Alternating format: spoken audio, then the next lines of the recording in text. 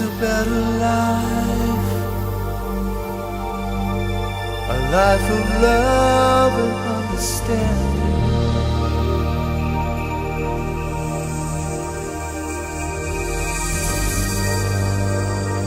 There is a better life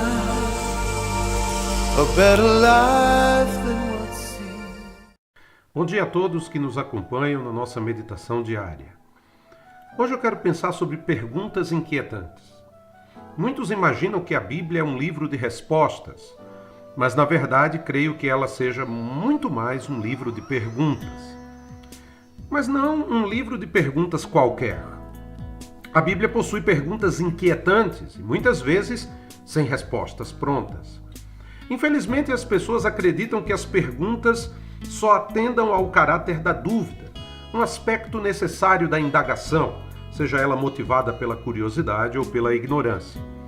No entanto, a pergunta possui um caráter investigativo e didático, pois através de perguntas certas, podemos ter as respostas certas, além de observarmos as motivações que cercam nossas ações.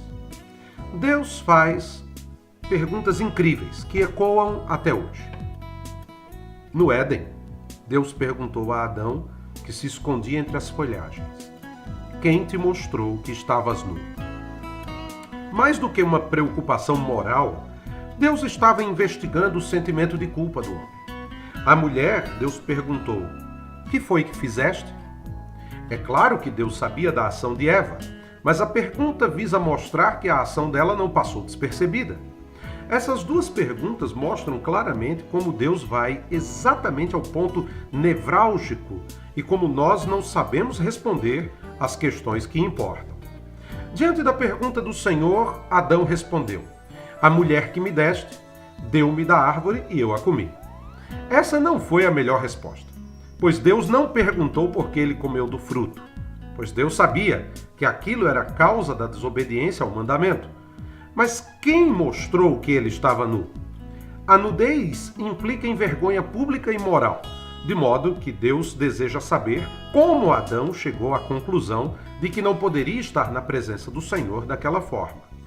Eva também não soube responder corretamente a pergunta. A serpente me enganou e eu o comi. Deus não perguntou a Eva quem a enganou, mas o que ela fez. Fica evidente que tanto Adão quanto Eva tomaram o caminho mais fácil e utilizado pela humanidade até hoje: a acusação do outro. Diante de perguntas que mostram nossa fragilidade e revelam nosso pecado, geralmente partimos para culpar outros pela nossa situação. Caim foi outra pessoa questionada por Deus. O Senhor lhe fez 5 perguntas logo após ter rejeitado seu sacrifício. A primeira foi: por que te iraste? Ao ver o seu sacrifício rejeitado e o de Abel aceito, Caim não parou para refletir sobre o que tinha acontecido, mas nutriu um sentimento de ódio para com seu irmão, como se ele tivesse sido responsável pelo fracasso de seu culto. A segunda pergunta de Deus está ligada à primeira: e por que estás com o semblante abatido? A ira de Caim gerou nele uma amargura, pois literalmente caiu a face. Essa amargura de Caim, na verdade, revelava a inveja de seu coração. O salmista declarou seu sentimento diante de Deus: quando meu coração estava amargurado e no meu interior me perturbava, eu estava embrutecido e ignorante. Era como animal perante ti. A terceira pergunta foi a uma porta para a restauração de Caim: se procederes bem, não se restabelecerá teu semblante? Deus fez uma pergunta visando uma afirmação. Caim precisava ver a situação do ponto de vista correto. Abel não era o problema, mas ele mesmo que não procedeu corretamente. No entanto, como seus pais, Caim preferiu eleger um culpado e partiu, não para o arrependimento, mas para eliminar seu irmão. Por isso, a quarta pergunta estava ligada ao irmão: onde está Abel, teu irmão? Deus sabia que Abel estava morto, mas a pergunta agora tem um caráter revelatório. Todavia, o pecado gera em nós um simulacro, uma noção de que as coisas estão normais quando não estão. Caim nega o inegável, pois sabia o que tinha acontecido. E ainda por cima fez uma pergunta descarada: por acaso sou guarda do meu irmão? Infelizmente é isso que o pecado gera em nós: dureza, dissimulação e falsidade. E aí vem a última pergunta de Deus a Caim, que é clássica: que fizeste?